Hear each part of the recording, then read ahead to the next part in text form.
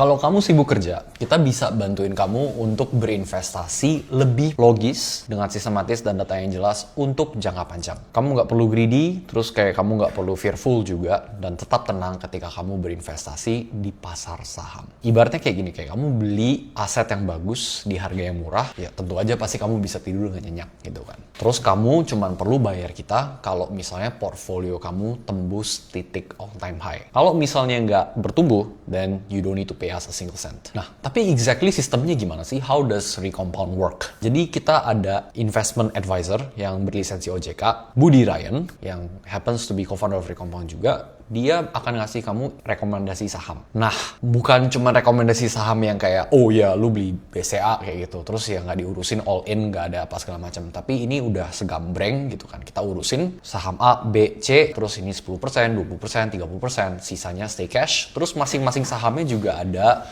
max buy price-nya. Karena kalau misalnya kamu beli sebuah aset, harganya kemahalan, resikonya tuh lebih tinggi. Misal, kalau misalnya kayak kamu beli nih HP kayak gitu kan, terus ini asetnya harganya mestinya 5 juta gitu. Terus kamu beli di harga 2,5 juta, ya kan? Obviously itu jadi resikonya lebih kecil. Tapi kalau misalnya kamu beli harga di 4 juta kayak gitu kan, itu kan udah mendekati nilai intrinsik dari HP ini, ya kan? Nah, ini jadi lebih beresiko untuk kamu. Jadi fokusnya kita adalah supaya gimana kita bisa bantuin kamu untuk kumpulin aset yang bagus di harga yang murah. That's how you make money in the stock market dengan peace of mind for the long term. Nah, ini juga note penting, kita bukan titip dana, jadi semua dana yang kamu punya itu tetap di tangan kamu, dan kita juga nggak ada akses ke sekuritas kamu, jadi kayak kamu transaksi semuanya itu dengan mandiri. Dan juga setiap saham yang direkomendasikan kamu itu ada kertas kerjanya. Kamu bisa lihat dan evaluasi sendiri analisis yang udah kita punya. Dan kalau misalnya kayak kamu punya pertanyaan atau apa, tanya aja di WhatsApp group. Kita ada bikin WhatsApp group khusus buat kamu. Jadi kalau misalnya kamu mau top up, kamu mau withdraw, atau enggak kalau kamu ada pertanyaan tentang tesis investasinya, atau enggak kamu ada pertanyaan tentang seputaran market dan saham segala macam, tanya aja di WhatsApp group. Ada aku, ada si Budi juga di sana. WhatsApp grupnya ini khusus ya buat kamu, bukan buat siapa-siapa lagi. Terus mungkin kamu mikir kan, kamu sibuk gitu, transaksinya gimana? Kalau misalnya nggak kejar gimana gitu kan, harganya atau gimana? Again, kita bukan kejar-kejaran harga saham, dan kita bukan coba market timing ini optimize kayak berdasarkan dia punya price action hari ini, besok apa segala macam dia bakal naik turun gitu kan. Kita fokus di kumpulin aset yang bagus di harga yang murah. Bukan aset yang bagus di harga yang mahal, aset yang bagus di harga yang murah. Jadi kalau misalnya harganya itu belum kemana-mana, ya udah dibeli aja nggak masalah. Tapi kalau misalnya harganya udah naik, please exercise caution, jangan dikejar. Nah, metode yang kita pakai adalah metode value investing yang cocok buat kamu, karena kalau misalnya kamu sibuk kerja dan nggak sempat transaksi, biasanya kita transaksi sebulan sekali aja. Dan kalau misalnya transaksi keseringan, ya takutnya again nggak kejar gitu kan waktunya kamu. Terus kita juga lumayan yakin return yang kita bisa hasilkan itu lebih bagus daripada return instrumen-instrumen investasi pada umumnya, misalnya kayak SBN atau FR atau reksadana saham dan lain sebagainya. Karena kita punya portfolio tuh biasanya lebih concentrated, jadi satu portfolio biasanya kurang lebih hanya sekitar 5-7 saham yang kita lumayan yakin yang harganya udah sangat murah dan bisa kita hold, dan ini bisa ngasih superior return dengan resiko yang amat sangat terukur. Jadi masih terdiversified tapi juga concentrated supaya kita bisa ngejar return yang lebih tinggi. Dan sebenarnya kalau misalnya kamu percaya sama kita, semua informasi yang aku kasih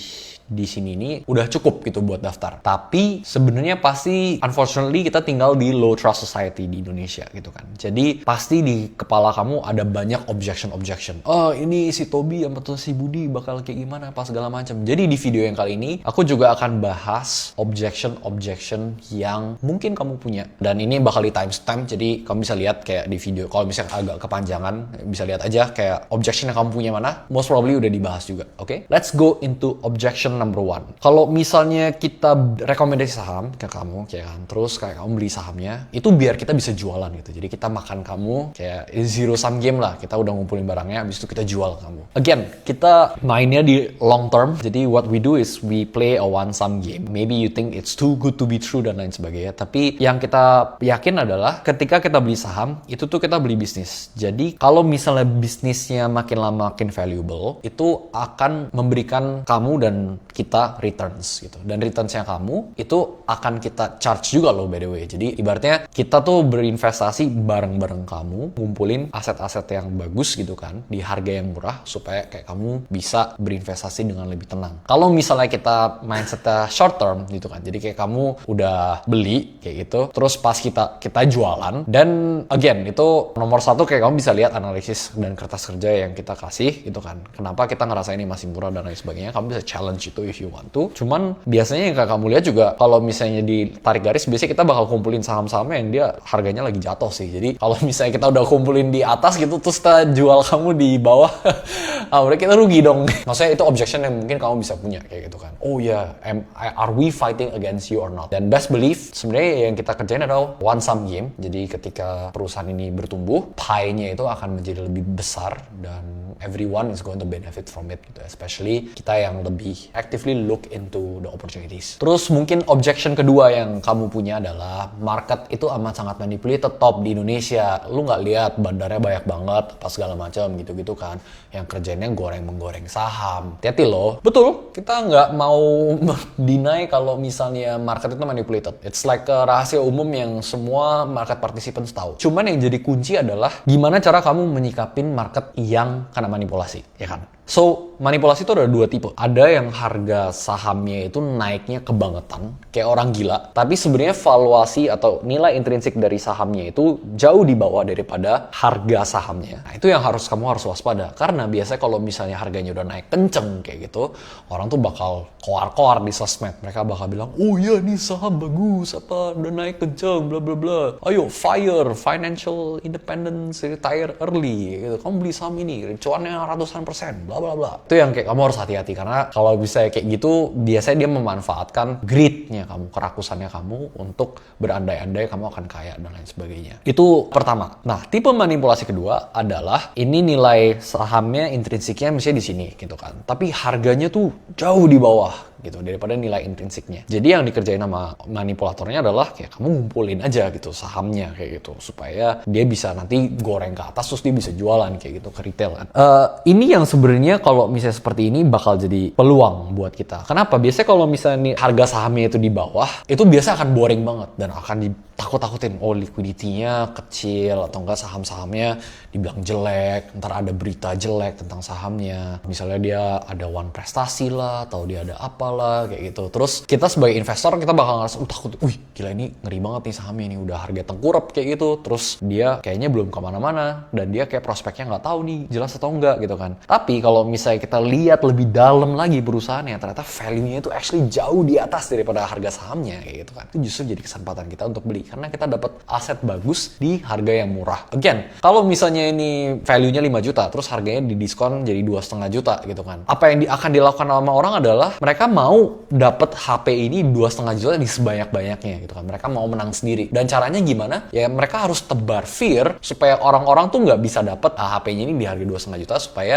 supply HP 2,5 jutanya ini bisa dihabisin sama dia, terus nanti diangkat harganya, terus ya 5 juta. Kalau misalnya kita sebagai investor, ya kita coba harus nemu kesempatan-kesempatan seperti ini gitu. Dan kita bukan polisi, kita bukan regulator, we're just an investor. So what we do is, ya we just try to be as logical as possible. Terus ya mau boring atau kayak gimana, mau nunggu lama ya nggak apa-apa. Yang penting kita tahu kita lagi beli aset perusahaan bagus di harga yang murah. Itu aja. Dan kalau misalnya nanti dimanipulasi ke atas atau ke bawah apa segala macem, kita cuma bisa nyikapin fenomena itu sebaik-baik mungkin. Oke? So that's market manipulation. Terus objection ketiga, floating profit udah dikenain gitu kan. Udah dikenain fee sama kita-kita. All time high terus belum di take profit. Ya, terus kamu udah charge kita. Enak banget loh kayak gitu kan. Nah, oke. Kalau misalnya ini kita pingin jawabnya pakai analogi aja. Jadi ibaratnya kayak kamu mau lose weight, mau ilangin berat badan, terus kamu perlu hire personal trainer. Lose weight itu biasanya nggak cuman 1 hari atau 2 hari atau 10 hari. Lose weight itu is a journey. Jadi mungkin kayak kamu perlu waktu 6 bulan atau 1 tahun untuk turun 20 kilo. Nah, dari setiap, kalau misalnya kamu hire PT untuk bantuin kamu olahraga, makro, dan lain sebagainya, PT itu kita by the way. PT itu bisa dibayar di muka, kamu bayar semuanya, ya kan? 1 tahun buat program dietnya kamu. Atau kamu bisa bayar PT-nya itu ketika PT PT-nya bantu kamu achieve a certain kind of milestone. Misalnya setiap kamu turun setengah kilo atau kamu turun 1 kilo, kamu bayar PT-nya itu. Nah, kita itu seperti PT yang dibayar ketika kamu ada achieve milestone tersebut. Jadi, kalau misalnya kamu achieve milestone-nya itu nilai portfolio kamu all time high pada bulan itu gitu kan. Dibandingin bulan-bulan sebelumnya, bukan cuma bulan sebelumnya, tapi kayak titik tertinggi yang sebelumnya ya. Jadi bisa sebulan, 2 bulan, atau 6 bulan yang lalu kayak gitu. Tergantung kayak kamu punya nilai portfolio kayak gimana. Nah, itu baru kita dibayar. Jadi, kita performance based only, and then ketika kamu punya portfolio itu all time high, baru kita charge. Dan itu menunjukkan kalau misalnya insentif kita selaras buat kamu untuk kita bantu menumbuhkan portfolio kamu secara berkelangsungan. Dan kalau misalnya nggak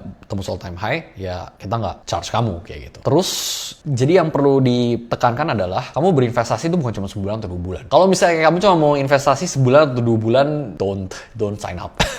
Jangan. Kamu kerjain yang lain aja, masukin ke instrumen investasi yang jangkanya lebih pendek kayak gitu. Kalau misalnya mau investasi perusahaan, bisnis, then should be a long term endeavor, should be a long term thing, bukannya short term. Dan juga kalau misalnya kayak kamu bilang ini floating profit, nggak harus floating profit kok. Tengah bulan barangkali kita juga udah take profit, habis itu kita ganti ke saham yang baru, kita juga bisa. Tapi kita akan ukur portfolio kamu secara keseluruhan tuh kondisinya seperti apa. Dan itu setiap tanggal 27, kalau misalnya dia tanggal 27 all time high, baru kita charge. Kalau dia tanggal 15 yang all time high, terus tanggal 27-nya yang all time high, itu kita nggak charge by the way. Jadi kita juga ambil resiko di situ. So please bear in mind that ini kita setnya kayak gini rule based gitu. Jadi bukannya menguntungkan kamu atau menguntungkan kita, tapi supaya menunjukkan kalau misalnya kita sebisa mungkin selaras insentifnya sama kamu. Cool. Registration fee. Kenapa sih ada registration fee? Kenapa kita harus bayar 2 juta? Kalau untung baru bayar kita aja kayak gitu kan. Nomor 1, karena kita pernah ngalamin orang yang masuk gitu kan, mereka nggak bayar, mereka ngelihat aja tesis investasinya, habis itu cabut. Kita nggak mau di abuse seperti itu. Jadi that's a way for us to protect ourselves. Kalau misalnya kayak kamu masuk, bayar kita 2 juta, kamu lihat tesis investasinya, terus kamu cabut, ya udah kamu bayar kita 2 juta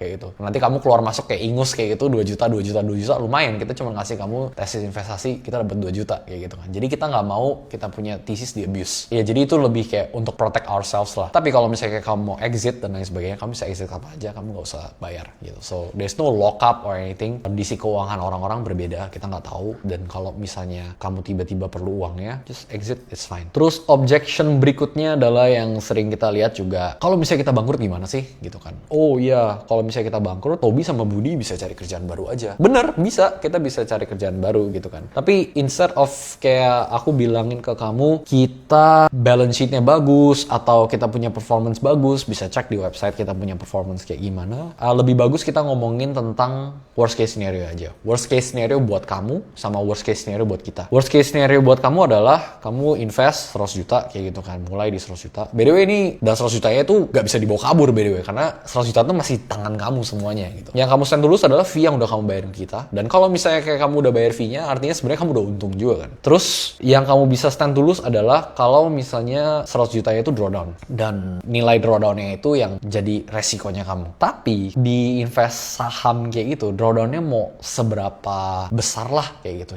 Mau nyangkut pun, itu kalau misalnya kayak kamu beli sahamnya kayak orang gila kali, baru kayak kamu bisa nyangkut kayak gitu. Semua dari portfolio-nya kamu. Yang kita pengen tekankan adalah ketika kayak kamu udah lihat kertas kerjanya, terus kamu udah lihat ini risetnya seperti apa, mungkin kamu bisa simpulkan sendiri seberapa likely kamu bisa nyangkut, given kayak kita kalau misalnya value investing lebih harus konservatif, harus hati-hati kayak gitu beli aset, karena kita nggak mau beli aset kemahalan. Kalau misalnya kemahalan resikonya lebih tinggi. Kalau misalnya orang-orang di luar sana yang lebih trend following apa segala macam, nggak apa-apa aku beli mahal, yang penting nanti aku jualnya lebih mahal. Sounds familiar kan? Kita nggak berani yang kayak gitu. Kita belinya yang murah, terus udah jadi mahal, kita ambil modal, jadi resikonya kamu udah nggak ada kayak gitu ketika kita udah ambil modalnya ya kan? Let the profit run aja. Terus itu jadi kayak kamu punya downside lah. That's what you stand to lose. Kalau misalnya kita cari makan di sini gitu kan. Jadi kalau misalnya kita hilang recompound, ya udah kita hilang kita punya livelihood. Tapi ya kita bisa cari kerjaan baru dan lain sebagainya. Mungkin kamu ya bisa kita cari kerjaan baru. Ya kita lulusan luar negeri, terus kita pernah running bisnis, pengalaman kita banyak, bla bla. Not saying that kita stupid people that cannot find work, tapi I think yang paling perlu ditekankan adalah kalau misalnya kita hilang livelihoodnya ini, kita juga hilang kepercayaan yang udah kita bangun sama customer kita bertahun-tahun. Dan customer kita tuh bukannya cuman random pleb, tapi customer kita juga termasuk keluarga sama teman-teman kita. Dan kepercayaan macam ini tuh yang sebenarnya nggak bisa dibeli pakai uang. Dan as the organization grows, itu tuh akan makin lama akan makin valuable gitu loh. Jadi emang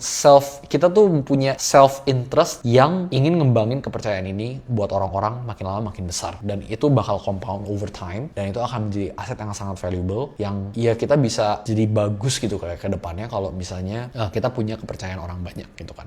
Dan kita pingin itu karena Indonesia is a low trust society. Jadi kalau misalnya kita bisa bangun kepercayaan dengan lebih banyak orang, itu akan amat sangat bagus buat kita sendiri juga sebenarnya. Buat kamu juga bagus, tapi buat kita lebih pingin, kita nggak mau hilang kepercayaannya itu. Dan hilang kepercayaan itu gampang. Kayak ngasih kamu satu rekomendasi saham gorengan juga udah langsung hilang kepercayaannya gitu kan. Jadi best believe what we wanna do is we wanna safeguard that trust for as long as we can, and then it requires us to work. Cool. Another objection adalah, kamu monitor kita punya portfolio kayak gimana? Kalau misalnya kayak kamu nggak ada akses ke sekuritas, pakai namanya dokumen trade confirmation. Jadi sekuritas ada kasih kamu dokumen kalau misalnya kamu transaksi PDF gitu kan lewat email. Nah nanti PDF-nya itu secara otomatis bisa di forward ke kita. Jadi kita bisa tahu kamu beli jual apa, terus kita bisa bantu catat kamu punya investasi. Meskipun itu bukan resmi ya, yang resmi itu di sekuritas. Kalau misalnya ada discrepancy dan lain sebagainya, kasih tahu ke kita. Kita cuma bantuin kamu monitor portfolionya, perkembangannya seperti apa berdasarkan trade confirmation yang kamu kirimin kita. Itu official document dari sekuritas yang secara regulasi emang harus dikirimin ke investor supaya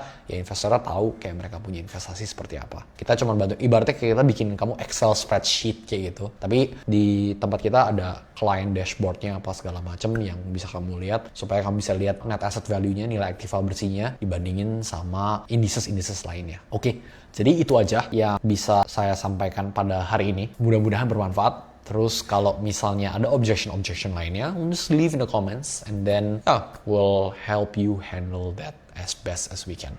Okay? Thank you so much.